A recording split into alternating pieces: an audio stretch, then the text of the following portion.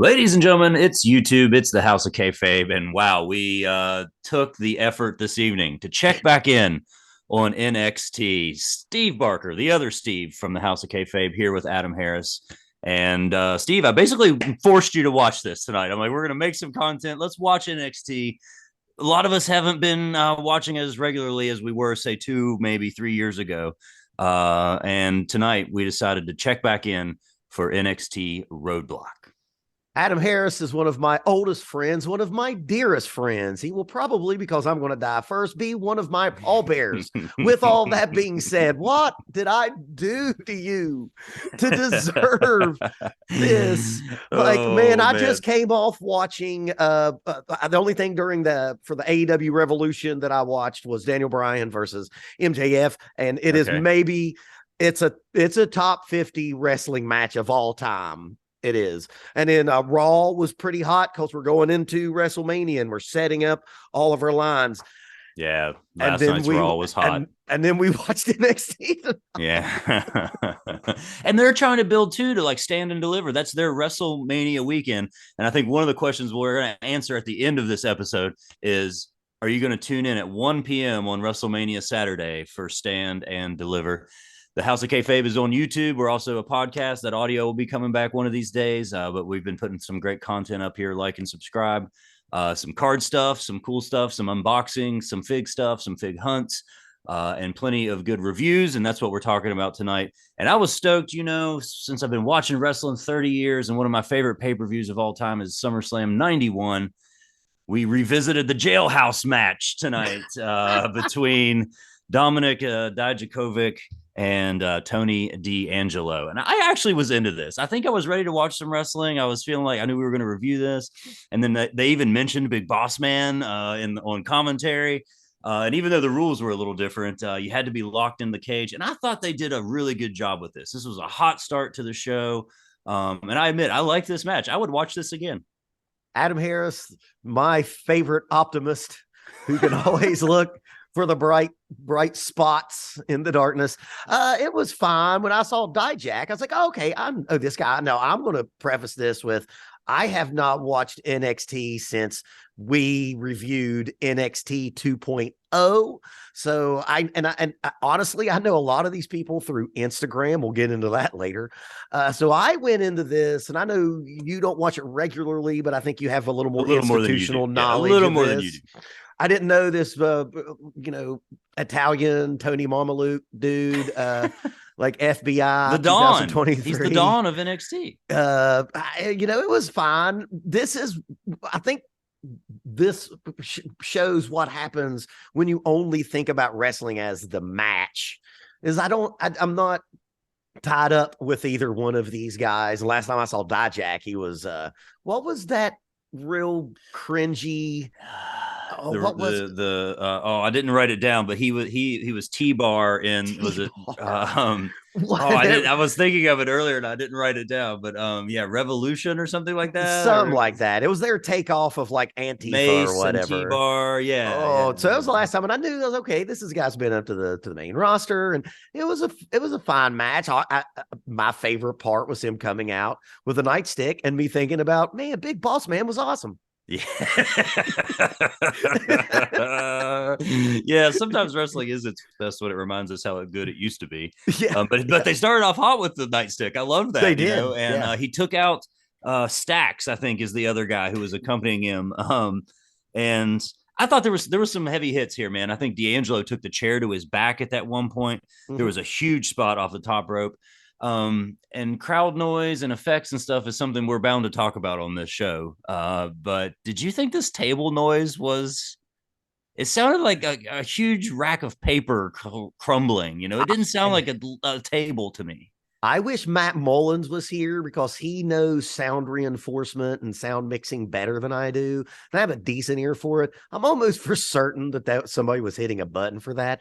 I can tell you something that I really noticed was, if you watch that crowd there, I saw so many people just like on their phones. Are those crowds paid? I noticed that too.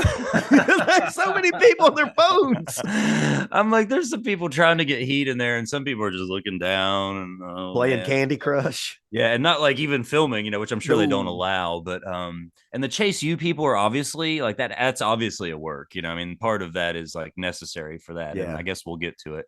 But yeah, I mean, I thought this match was good. They worked Stacks into the finish in a really good way. And it was what's his name, Dijakovic coming out on top. Uh then Oh uh, no. Are we going to talk why don't about you the take it from vignettes? here? Why don't you take it what you saw next? Because it So, was just like, oh man, whew, it was oh, so bad. okay. So I've been thinking with watching WWE, and let's be honest, since Triple H has took over, WWE is as good as it's been in maybe a decade. Since I can really think of like Yeselmania and the Summer of Punk was last time like WWE was really popping, and those were really just like the one big storylines that got over during that era. It wasn't like there was a lot of stuff on the undercard that worked. And To varying levels, throughout, it's always like varying on the mid card. And I've been wondering now that wrestlers in the WWE can be wrestlers and it's way less scripted. I was wondering, will they have all of these, cringy TV writers? I wonder what they've been doing all this time. Because if you listen to Seth Rollins on Monday, that wasn't scripted. He probably had bullet points, but that was his own verbiage. And then I found out tonight they shipped all those motherfuckers down to Orlando and they're doing bad vignette skits, bits. Like at one point, my waifu was like, "What is this?" So Josh Briggs walks into Kiana's office and she's like some sort of a mogul. She's recruiting people. She's taking on new recruits. And he like says, wow, you've really upgraded your place. It looked like it's a setup for a porn. Dude, Adam, I don't even watch pornography, but like this seemed like an SNL skit parody. Definitely. Of like it looked like he came in and he was like the HVAC guy, and then he was going to help. He was going to clean her pipes. You know what I'm saying? Oh God! Especially not knowing any of this. I'm sad I know as much about this as I do, and it's some soap opera bullshit, man. It's so bad, and I don't know who they're aiming at. And every time that stuff is on, I realize like I don't think they're actually aiming for me with this. Like I think they've given up on the sort of thing I would love tuning in for, and this is like aimed at a different demo. Well, the thing is, they gave up on that on the main roster. They don't even do shit like that. Yeah, you know what I mean? Like, definitely. Like I would give like one good example of like this, backstage vignette shit would be Team Hell No doing the therapy. That was a good version of that. But like for every one of those in the last fucking 15 years on WWE, there's thousands of those segments and they're gone on the main roster. So like these people, in theory, if Triple H is still running the joint when they're sold to Saudi Arabia or whatever, they wouldn't be asked to do this there. So I don't know why they're doing it now. It was hard to really watch and take seriously and try to follow along what they're doing. She took the note off the cards and threw them in her notebook. And so those flowers aren't who we think they're from. And it's just going to be like, as the world turns, as sands through the hourglass. They'll even get back to it during this episode. So we got to move on now. And it's I kept thinking like, oh, there's more to look forward to. Well, then there's this tag team again, the new NXT champions, or at least they're new to me. I didn't even realize Wolfgang and Mark Coffey go by Gallus. They're the tag champs. Had you ever seen Pretty Deadly before? No, but when I saw them, I first thought, okay, that black-haired guy looks like Peter Steele, who's the former bass player singer of Typo Negative. I was like, oh, wow, I haven't thought about that band in forever. And then the other guy, I was like, you already had Tyler Breeze, who was great. It seems like Pretty Deadly is just like a same old suit just reheated, and the Yeah. Fashion Police were infinitely better. So they got rid of Tyler Breeze and Fandango, who were awesome. I don't care, all you serious marks out there. I thought that stuff was really entertaining. Well, and looking back on it now, I do too. I think, but it has to change on, and this is a similar role that Pretty Deadly is filling here. I think it ended in a brawl, and I swear at the end, dude. And you had said something in the chat about pumped in crowd noise. Well, they should have pumped some in here because they were sitting on their hands. There was seemed to be no reaction to this. I'm not sure who's supposed to boo and heel. Like they all kind of talked like heels, and then yet Pretty Deadly, baby faced and or powdered out, and like chicken shitted out. So I don't know. This just did not get over with me. And one of the things I was going to think we would be able to review here is this wrestler over? And are either of these teams over, Steve Barker? Did either of these things get over with you tonight? No, because the sound engineer obviously forgot to pump in the crowd noise. And here's something that I've watched wrestling for so long. I've never seen this, and I usually can hear piped in crowd noise. They did it really bad on SNL last week, actually. Oh, really? Really bad during the news report thing. But they would pipe in crowd noise, but they were smart about it. So it was like something that sounded like maybe 10,000 people, but it was turned down to 2 because they knew that what you were seeing Right. was not going to sound Clearly like not going to be 10,000 NFL people. Stadium. and it was so disarming because I knew what that crowd was turned down to like 2, and it should have been at like 7, but they knew we just can't blow this sound up. And people were on the back playing in the hard camera playing Candy Crush. Like, God, I can't believe how bad this was, Adam. And those guys were up on the platform, and so it created some distance that they just immediately eliminated by going to the ring. So instead of standing in the aisleway, they stand on the platform. I guess that's what makes it Roadblock. I guess. I have no idea. That was, anyway. That was kind of underwhelming. I feel bad for that tag division, even though it should be amazing. And I think that's one of the things about last year. It was like the Creed brothers were kind of getting over, just starting to get over. And I've had I thought they were going to be amazing. I thought they were going to be the future of the tag division. And they may still be, but it hasn't gone quite as quickly as I was thinking around this time last year. But you saw this match maybe a little more than I did, the 6-man tag with Breaker and the Creed brothers. And then and then like I know Braun Breaker, obviously. I think he's great. I've seen he's the most of what I've seen on NXT, and I was going to watch this match because I want to see him work. The other 2 dudes were in some of the most generic ring gear. That stuff made some of the indie stuff we see seem big budget. Like they're like, here's interesting. Here's just like blue singlets with nothing on it. And then Jinder Mahal, and I'm a Jinder Mahal mark. I was a big fan of when he left, came back. When, of course, he was in the one-man band with our boy, Old Baby. Heath. So I liked him because of that. And when he came back the second time and he was mega ripped and got over and became the champ, man, loved it, right? And then he shows up with like 2 Indian dudes dressed up like Santa Claus. Like I don't know what's going on. Like I know they did. That's what Santa Claus looks like. And I know that one's Veer, who I think is like the former Veer Mahan. That's right, baseball player, and then the other. So guy, he played in West Virginia, right? We kind of take a little ownership of him. He played for the West Virginia Power for a minute there. Yeah, yep. And I think so. And for that reason, I think there might even be some baseball cards of him, like either from India or here, that people collect. And so there's a few people that cross over from what I like to call stick and ball sports into the wrestling sports card collecting because of a crossover like that. So some people are looking for Veer Mahan cards that don't even watch wrestling. And if they watch this match, I wonder what they would think after 9 innings of baseball. This isn't.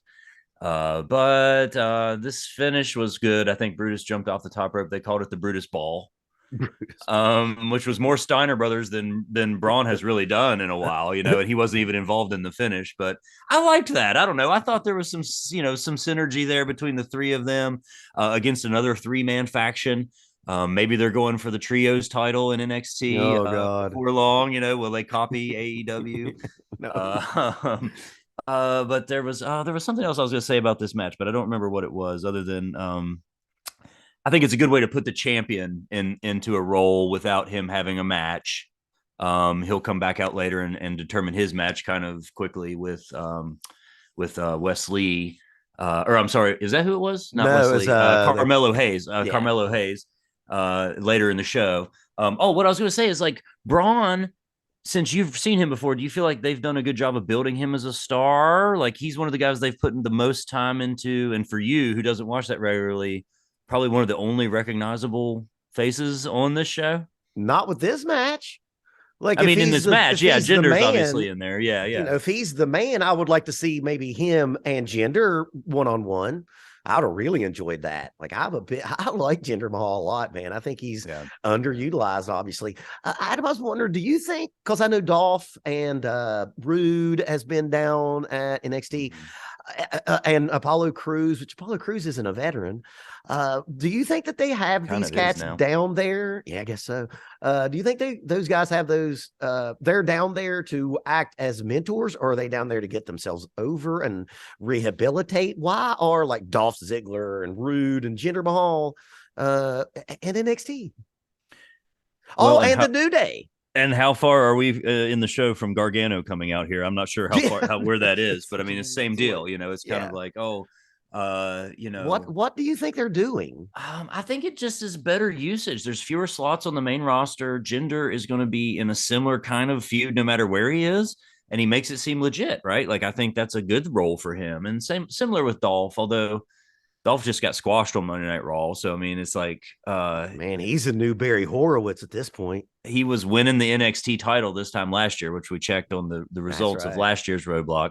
And Dolph picked up the win to help kind of build Braun Breaker. And that was one of the deals that they were doing a year ago is that Dolph got the title. And so as soon as Braun is able to defeat him, then he's automatically got a win over a former WWE champion and gets his belt back on the NXT brand. So they did a good job with that last year, I guess. You know, I mean, I think it was good usage of Dolph.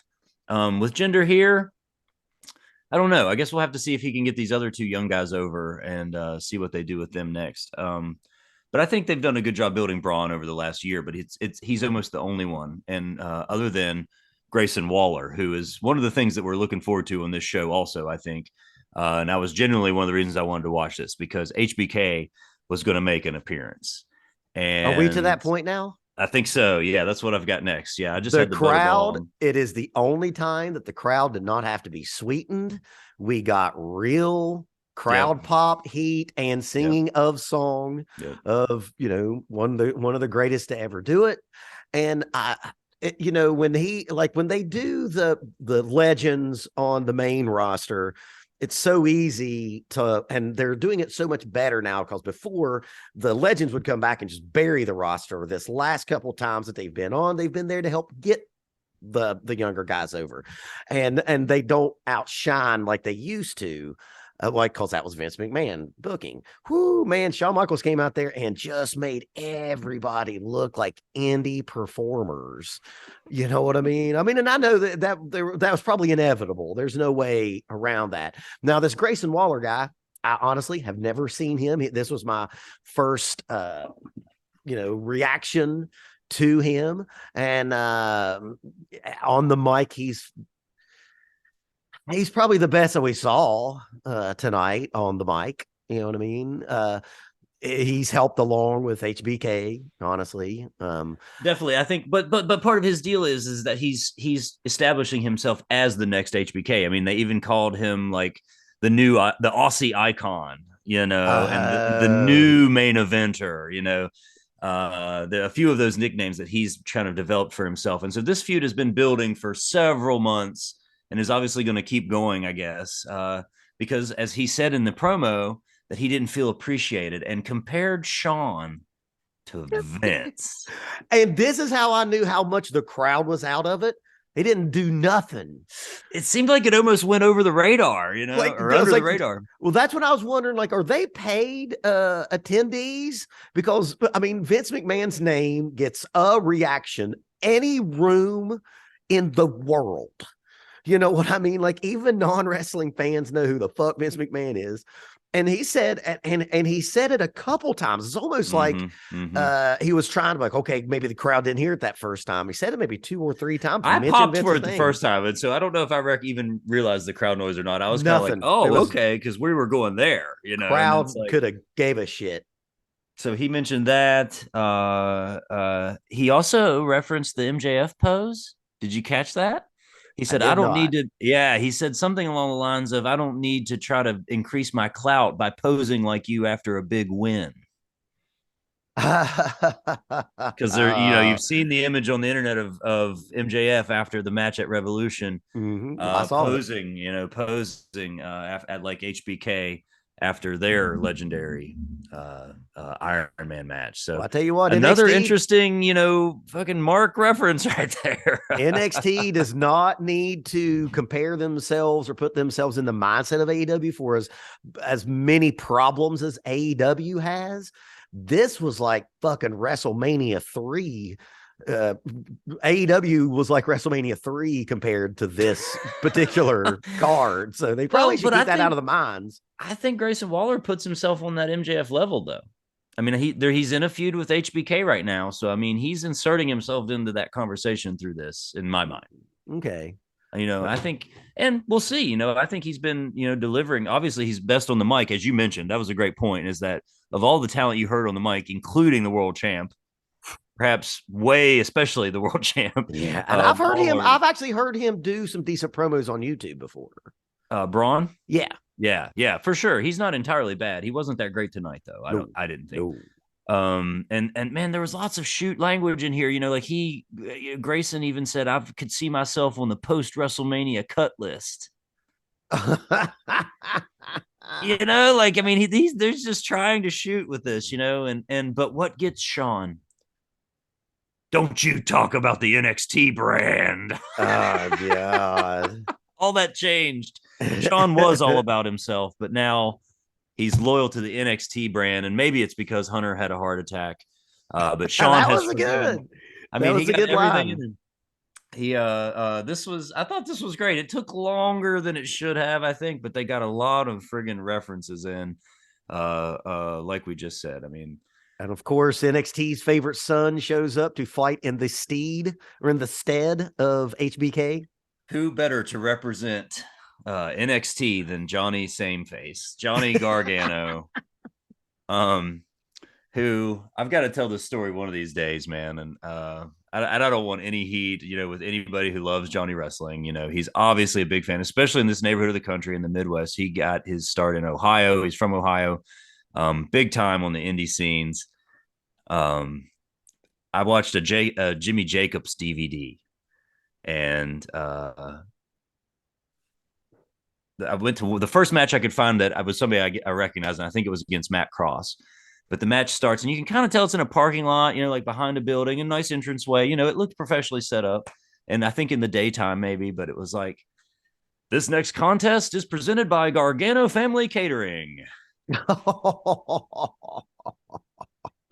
Oh And like a man. few things started to make sense to me. Oh wow. Hey, you got to get booked somehow, man. That's right, brother, man. And as a matter of fact, I gained some respect for Johnny Gargano. You know what? It's Hey, kind of as a like, can you man. bring your drums? Do you have drums? Great.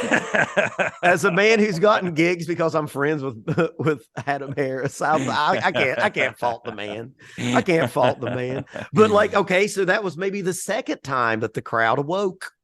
The crowd awoke, and they didn't have to sweeten it, and they were genuinely happy to see Johnny Gargano back. Those were the 2 times where people weren't playing Candy Crush and they were actually like paying attention. And he milked it too. He milked it. So what do you think? Is Grayson Waller over? You got after seeing that, is Grayson Waller over? Yes.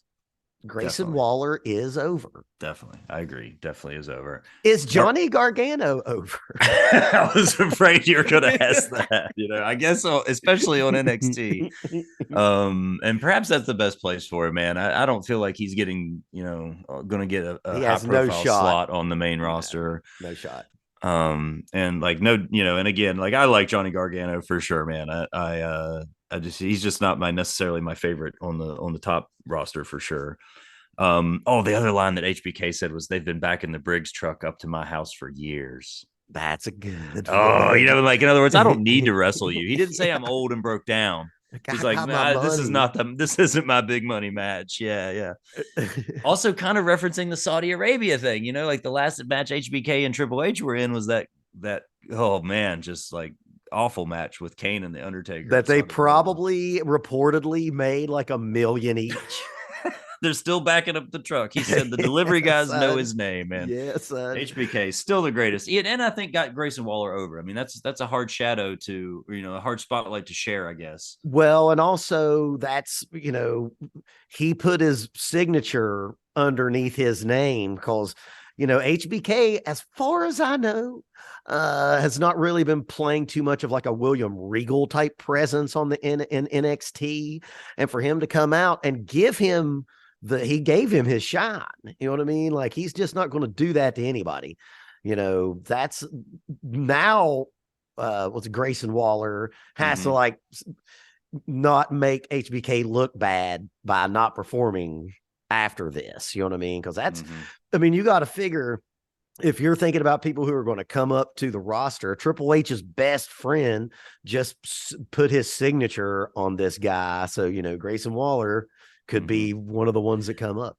And win or lose, whether it's against Johnny Gargano or at Stand or Deliver or another year from now, like win or lose, he's fighting the NXT brand now. So when he gets called up, it'll seem deserved and it'll be part of the story. Whether he won or lost to get there, Yeah. his thing will be like, I'm already past the NXT brand. Yeah. This is the best thing we've seen so far on this show. Yeah, definitely, definitely. What I didn't imagine seeing was Gigi no entrance.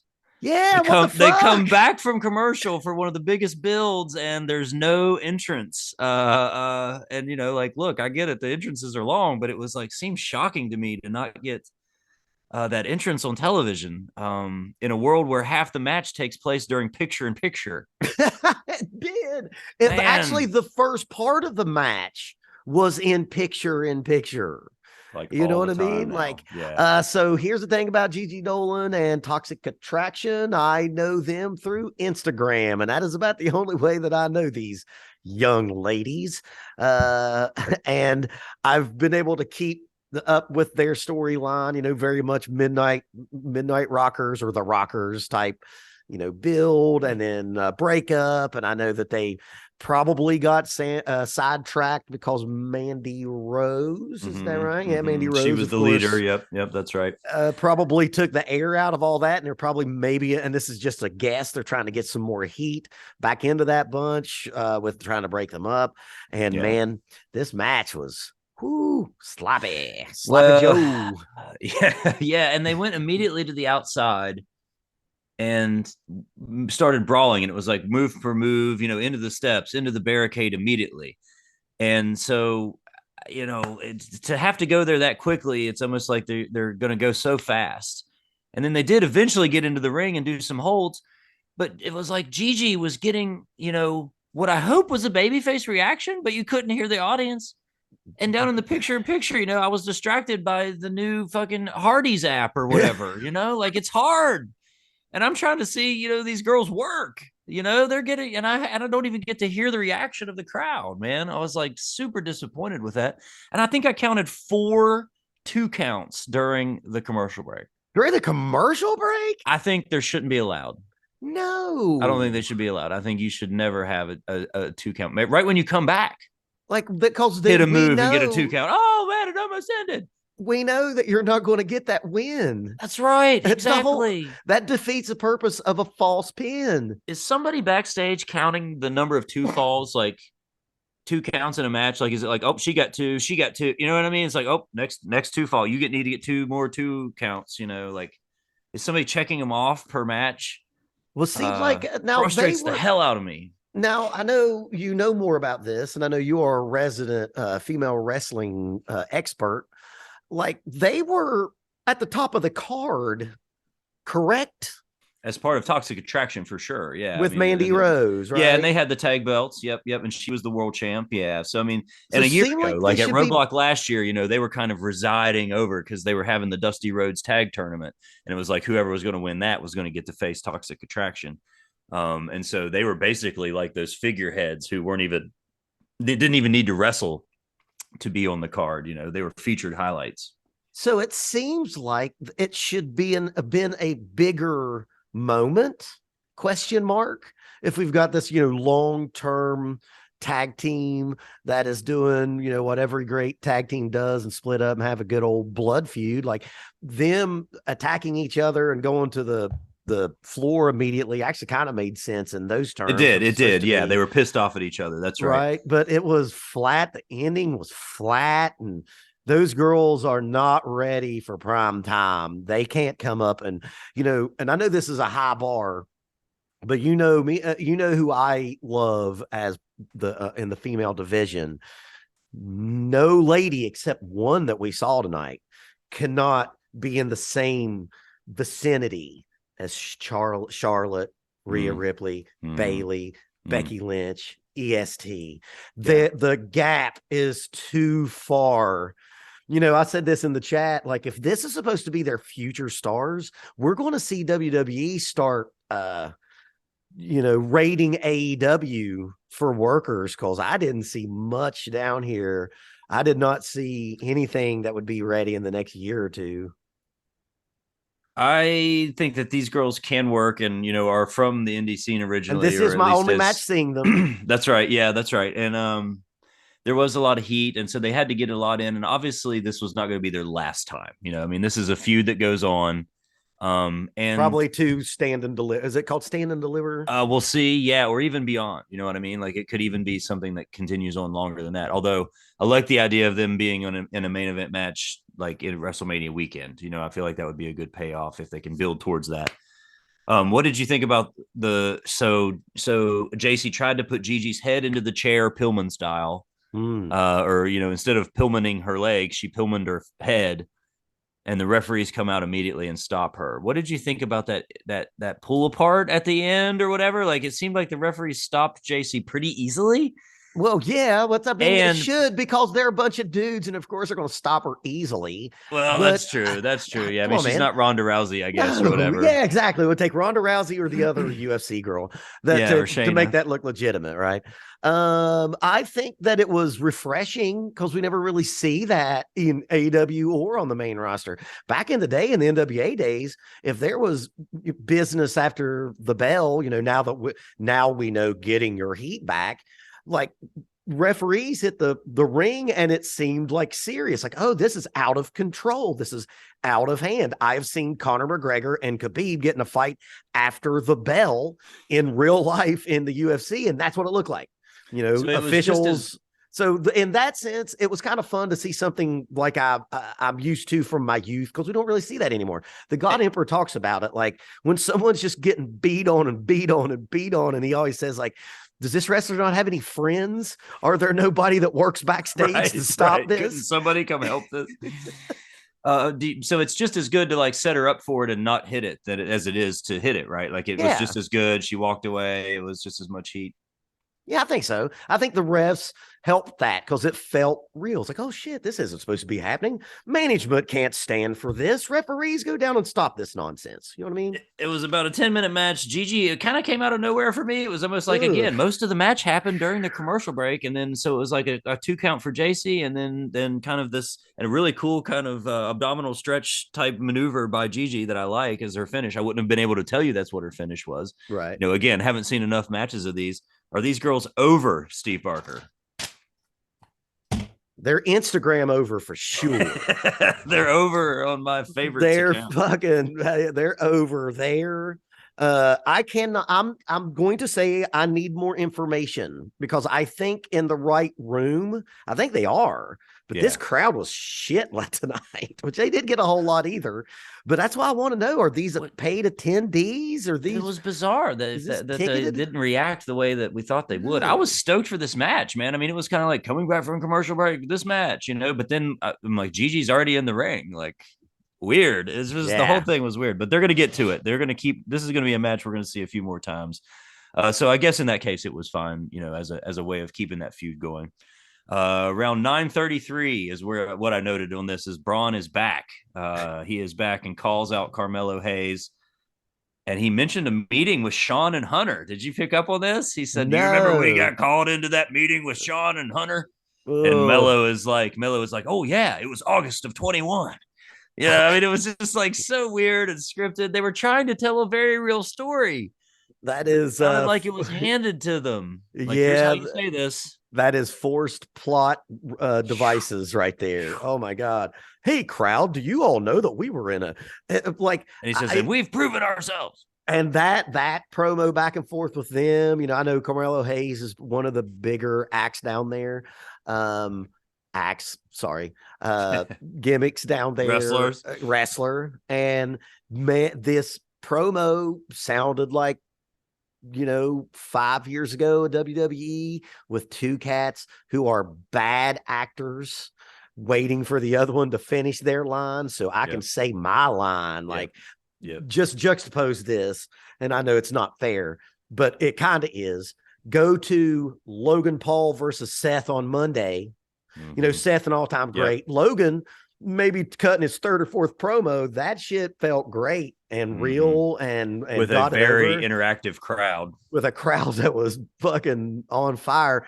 And this was a farting church, man. It was, oof. Dude, Braun held up the belt and was like, "And it stand and deliver. It's me and you."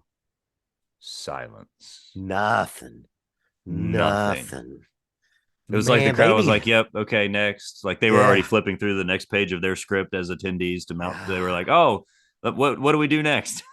That's rough, man. If Braun Breaker is the guy, he should have heat immediately, no matter what's And happening. again, why would not pump some sound in there? Like it's like weird Sound where and when engineer they must be choose to do that. maybe the sound engineer's in developmental too, and he's learning. That or it's a union break. Maybe he can't, maybe they're not allowed to punch any buttons for 15 minutes Don't for get every me hour of started. shows. Don't get me started.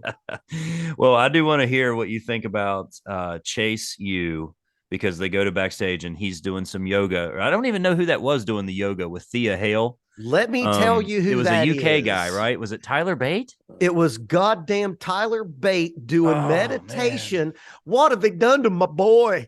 Like Tyler Bate was great, man. The matches that he had with Butch, I can't remember what Butch is. That's how good WWE's now. I can't remember Butch's old name, right. And I'll never forget, Walter.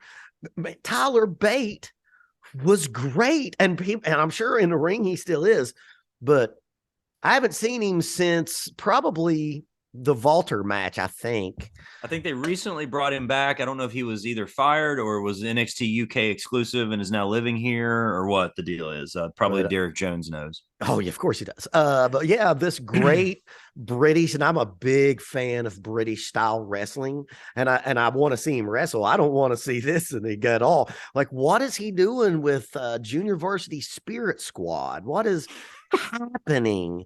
If Jim Cornette saw what this guy wrestled in tonight, he'd fucking shoot his TV. They learn to move through their fear. I would love to hear Cordy has seen this promo specifically. Move through your fear with Tyler Bate. Although he's probably taken fewer bumps and he's probably happy about that. So I don't know, man. In that regard, hat off to you, Tyler Bate. Schism. Are they over? No. And it's got The Rock's daughter in it. Man, this is, again, it's like Junior Varsity House of Black with some to be like so similar, like with like Demolition and Powers of Pain here. Uno Pizzeria without a mask on. And then I don't know, like this guy who's kind of like what was Shane Douglas's gimmick in WWE? The professor or whatever. Oh yeah. Friggin' yes, of course. So it's kind of like that, and maybe The Genius by Lanny Poffo, but really bad, and like some dudes all. This is a mess. What? Dean Douglas. It took me a second. It's late. I've been watching so much new wrestling. What is happening? This is shit. That guy wrestled in dress pants, which we've seen 1,000 times, and a fucking sweater with a shirt underneath. It looks so out of place. He stomped CHASE Chase U is Chase over Steve No, Burke. no, you can give all of those unpaid attendees their own sweater to set in their same section. They're throwing that shit away when they get home. I want They to know are if he's not selling any over. merch. Like, I want to know what the merch sales are on Chase University. Well, let's see how many people are in his family. Oh man, we got what did we? Oh, they worked through their fears. That was the ending. Is that Thea Hale stood up to The Rock's daughter. Ava Rain, Ava Rain, I don't Ava know. Rain. They stood She's the face to Rock's daughter. face, Who and cares? that was so distracting to Chase that he got rolled up and pinned or whatever it was. And 1, 2, 3, Joe Gacy Man, goes over, which good for him. He finally got a win. He's kind of been on the lower end of things here for a while. as he should be. This is tough. I think it's developmental. Like, I just don't know. I just feel like it's going to be. You know what I kept thinking today, Adam, while I was watching this? Don't do shit that you don't know how to do. Like so much of this bad acting, and we can't pass over the witch outside witch vignette. Yep. We also have a Zack Attack. What's that fucking TV show? Saved by the Bell. There's a Saved by the Bell segment coming. The Saved by the Bell segment. But it's just a lot of wrestlers doing shit that they don't know how to do. Oh, it's her. He like is the Saved by the Bell segment next? Dude, I'm so glad you said that, man. That is perfect way of describing that. And I think I even thought that, but I didn't write it down. But yeah, well, you mentioned that. I think it's Isla Dawn and Alba Fire. I can't even keep the names straight. They talked about the tag division. Did you see Axiom, the masked guy? I did see That was Axiom quick. with him with Wesley. Wesley, that's Wesley. right. Yep. Who is he? So Wesley used to be a part of MDK, and they were triple. And this I remember now after looking at those results for last year. They were I remember them being thought of as like Triple H's boys at this time last year. They were tag champs, and Nash Carter is the one who dated Kimber Lee, and there was a photo of him saluting with a German style mustache, and he was subsequently no longer an employee of NXT. Okay. Although what I didn't see or not is it said he's still dating Gigi Dolan. And also MJF came out and said, who is a well-known Jewish wrestler, said that he lived with that guy for years and that he wasn't anti-Semitic and he was just goofing off. Sometimes he's just goofing off. You know what I'm saying? So to be fair to that guy, to say that. Yeah, MJF, who did not have to, and MJF does not do positive at anywhere. Well, no, and he knows that that's the right thing to do. And I like that he kind of saved that guy. Well, and I hope that Nash Carter has a place still. Then in that case, I mean, I hope that he's not like that. No, he's not. Nobody is. I hate that corporate has to do those sort of things. I just hate that that's the way it's got to be. But there's almost no getting around it. There are 17 of those people in America. That's about it, and they're all live in West Virginia. So who is the Axiom guy? Yeah, so Axiom, I don't know a lot about him. Again, Derek Jones, if he was here, might tell us more about where he comes from and what his normal deal is. He might be somebody we're supposed to know or have seen before, even. Maybe. If he's over, he's going to eventually challenge for the open challenge with Wesley. I don't know if either of these guys is over with me, just from that short part. I tell you who's not over is that announcer, the interviewer. What was that? She was trying to get herself over with like she got some personality a high five from Wesley. Yeah, and she was like having some personality. I don't know about that. She needs to be a little more buttoned down because she's like, "Are you gonna do it again?" I'm like, settle down. All right, so main event time. Oh, we skipped stuff, didn't we? Is that it? I don't think so. That's what I have. We talked about the chase match, the tag team division thing. I wrote out finally some grappling. Yeah.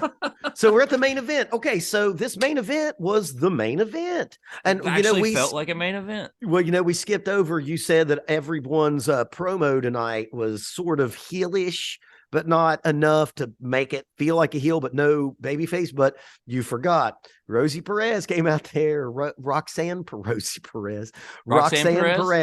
Her promo really early on in the night was, white meat. I've been training. I've been working I must have missed hard. this. I might have been feeling. I must have been in the kitchen or something. I might have missed this. She came out and cut the ultimate 80s baby face, Okay. Eating my Good. vitamins and Good. I love my mom and dad and I honor them every day. You know, like she didn't say that, but it was like that kind of Oh shit. man. It was Wow. cringy and bad, Oh, but okay. she was saying, like me, I am a baby face. I've trained so hard for this moment. Like it was that. It was Okay. white meat They as kept you can mentioning the get, dude. training. They kept saying she was training and Boy, she said it a couple times in her promo. She wanted everyone to know I'm 5 foot she'd been one training. and I'm Maybe 103 pounds, but I've been training. they well, this was an aha moment for me with Miko Satomura. I knew about her, but I can't tell you a single match. I know she was on NXT UK, which I didn't get to watch a lot of. But man, all athlete, pure business, man. From the beginning to the end, she clearly led this match. Mm. I think some of the training they were doing was maybe working through what we were going to do at Roadblock. But I enjoyed this thoroughly. I don't know if it was because of there hadn't been yet a great wrestling match on the show, or besides the jailhouse match. Besides that, I thought this was great, man. I just had a good time finally enjoying a wrestling match. And again, real quick pin, and Roxanne Perez is over, man. She's going to get her WrestleMania in Los Angeles moment. Who's over with you, Steve? Mako Sagamura.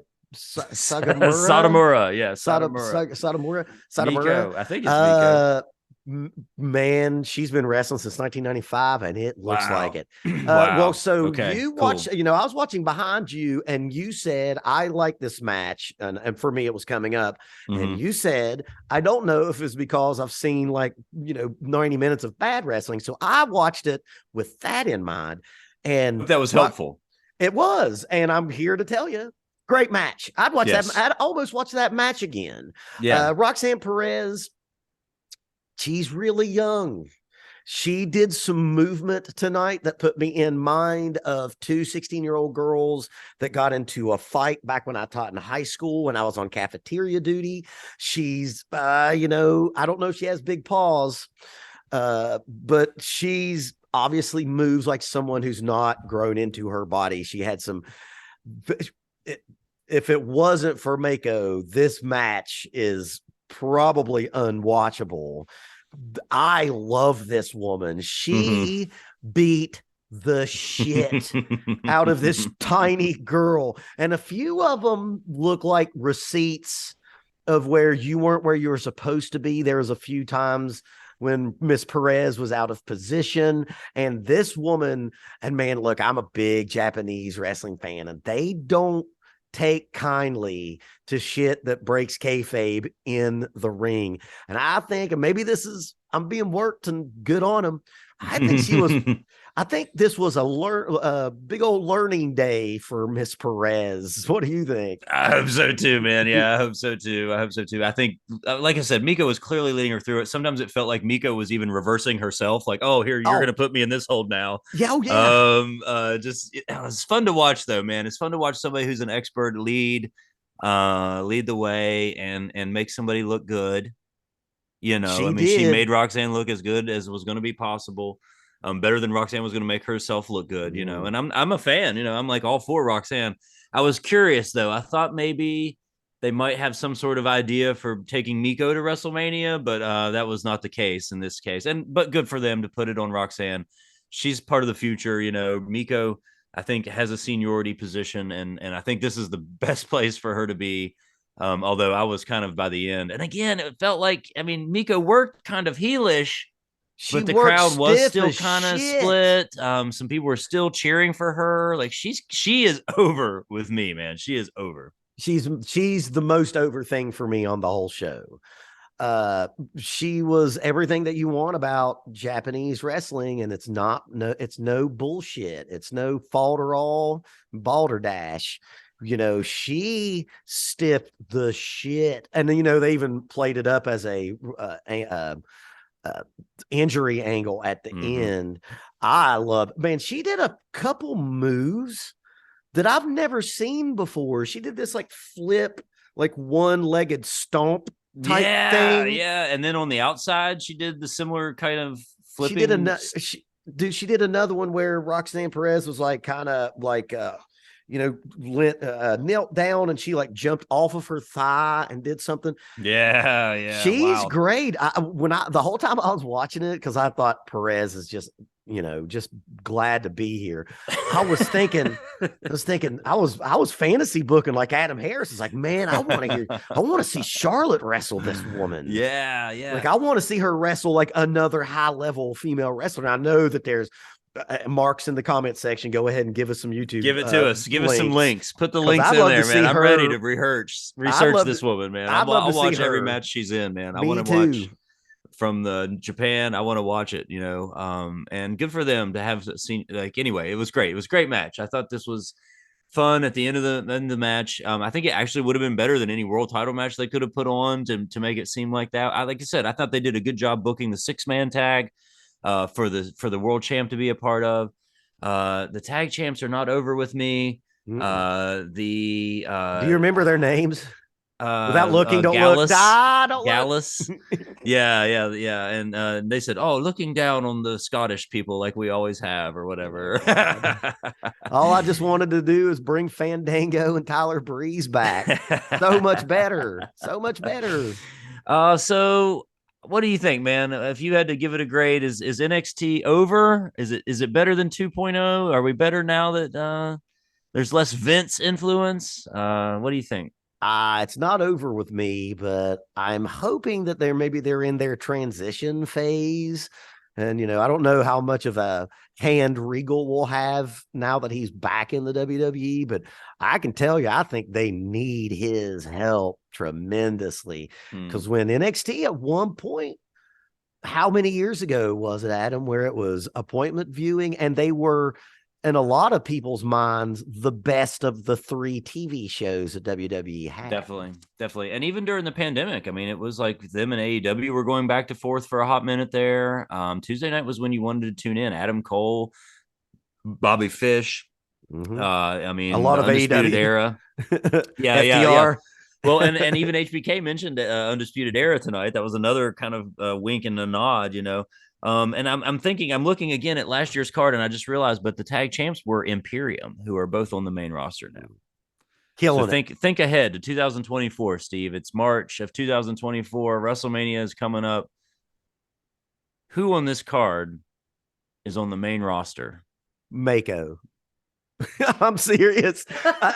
I'm serious. Possible. It's possible. I guess it's probably not, because they actually do have their Japanese lady demographic pretty tight up there. They have a few. I know there's a Chinese lady as well. I would love her. Braun, he needs to go live with Uncle Scotty for a little while and get some of that microphone heat. He needs to go talk to Uncle Scott, and get some tips about getting a little more fire on that microphone. Coming up to WWE right now, there's a lot of mic assassons. That's where Seth is a good point. That's a good point. Sami Zayn's, you got to be ready Kevin to go. Owens. Yeah, you do have to be ready to go. And from a wrestling standpoint, we didn't really see anything except for the Gigi Dolan match. Anything that was bad. Yeah, nothing offensive, nothing offensive at all. This is obviously these cats. Too many 2 counts during the picture. I think I've got to watch for that now. It's nobody's fault. But the picture thing annoys the ever living shit out of me. And I realize it has to be that way. But do you remember when they used to throw to commercial? If anything happens during the break, we're going to have it for you, and we'll show you when we get back from the commercial. Here we go. Did AEW do this first, and then they started? Oh, no. I think it's been part of wrestling for a long time. And I just didn't notice. Oh man. It's now I've noticed it, I mean, now I can't help but notice it. And Corny has noticed it now. He starts mentioning it. The entrances take 2 minutes. They work for 90 seconds and they go to the break. You can't get into it. You can't. You got to almost every match. It's bad. It's real bad, and they refuse to do any squash match. Of course, they refuse to do anything that's short enough. Therefore, everything has to go through 2 breaks or 2 segments or whatever they call it. It's like everything has to be too long. Do you think that Morgan? What is it? Not Morgan Waller. Grayson Grayson Waller. Grayson Waller. Do you think that he's ready for prime time, or I does think he he could be need? on the main roster this time next year. I could see it. I could see him. I could honestly see Tony D'Angelo. Like, I feel like that's a character and a nice Italian guy who's going to be able to get over. He's a good promo. I could see that. I could see that. Those are the two I was thinking of. Maybe the Creed brothers, that they don't have it on the mic like you were talking about. We haven't seen that yet. They're still college athletes What about to those me. girls that did the witches thing outside? Do I you think think that they're they'll be probably there? one of them is very young. I'm not sure. The Alba Fire has been NXT UK champion. She's legit. Like, she could be probably any roster anywhere in the world. She could go to Okay. NXT and be. Yeah, she's good enough. I'm not sure about the younger one. I don't know about her. But again, they're putting kind of a vet with a younger person, pairing them together, and again, build a tag division. There's too many girls trying to be world champ. Like, do the tag belts, make them all look good, and have some awesome tag matches too. That's what I think. Another part of NXT, what it used to be, what made it great was Gable and Jordan and friggin' FTR, the Vaudevillians, for The God's sakes, Vaudevillians, man, I love them. I thought they were and great. and the Ascension and friggin' Enzo and Cass. Man, it was about tag team wrestling, and all those people are super over. And now, nobody else is that over. I don't think. Yeah, What? Who probably was Grayson Waller. I think would probably be the most likely candidate to be on the main roster. who was the Bro Country tag team that was involved in the porn and Degrassi High? Who were those guys? Do you know who I'm talking about? Josh Briggs is one of their names. I know Josh Briggs, who I actually think, he's a Ring of Honor guy. I think, like, Oh no. he can work. Oh no. Oh, he's doing bad Degrassi High skits. I can't look it up. I don't think I know all their names. And I'm sorry, House of K Favors. Like, we are nerd marks, but I haven't been watching this product enough. I could look it up, but Josh Briggs. And I'm not going to get it right, so I'm not going to say it. But again, I know Josh Briggs can work. I know he can work. I just don't know why they're putting him in this Saved by the Bell, Zach Morris, AC Slater stuff. Don't do shit that you don't know how to do. It was like I was getting flashbacks of when I was ready to give up wrestling a couple years ago. And Stephen P. New has said it. We've been a podcast now since 2021, maybe late 2020. And I remember Stephen P. New when Vince was really in the dumps on his booking with bad vignettes and backstage bullshit, where like Steve was, I'm going to quit watching wrestling, and I was close. And now they're doing it, but just down here to like, do you think, I want to know the ratings of this show? Oh my man. Goodness. Yeah. AEW isn't getting over 900,000. This can't be more than 300,000 people watching this. I would say it's yeah. I don't even know. It would have been good to look that up. I should have looked that up to see what they're doing, but to see what it is, I bet it's in the 500,000 or less for sure. It's gotta be. Last year I just noticed this. Fallon Henley is this younger girl who was in the Saved by the Bell locker room segment. Okay, Fallon Henley, who could have some potential, and I know this time last year she defeated Tiffany Stratton, who was the girl at the top of the show who kind of gave the rundown. She's like, and I'm standing by for whoever wins that world title, which they said a couple times. A couple different girls said that. Okay. But Fallon Henley was going over this time last year on Tiffany Stratton. So they've kind of put pause on her. And I know that, again, like, we need to see these girls work. For me, it's about, let's see them wrestle. I don't need to know. Well, but I like it about angle. The Valentines. I mean, yeah. That's true. That's true. But this ain't an angle. This is just drama. Bad. Well, it's bad local theater. Soap opera. Yeah. And it's not even done well. It's like bad. I have participated in a lot of local theater, being a drummer, and I've seen far better performances out of people who act on the weekends and work at a burrito joint during the day. Like, this is, man, they got to quit doing that. And this will probably be my last thing. I don't know why they're doing it, because they're not doing it on the main roster anymore. They needed to just have more straight up, like Roxanne Perez. It wasn't good, but she needs the reps.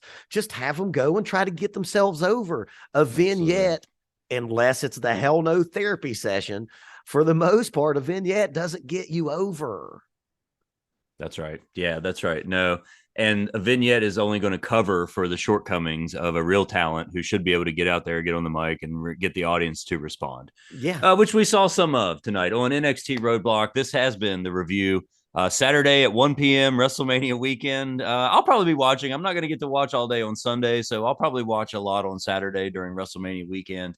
So for the other Steve Barker, and the rest of the folks of the House of Kayfabe, this is Adam Harris. I hope you'll like and subscribe and keep watching here on the House of Kayfabe YouTube channel.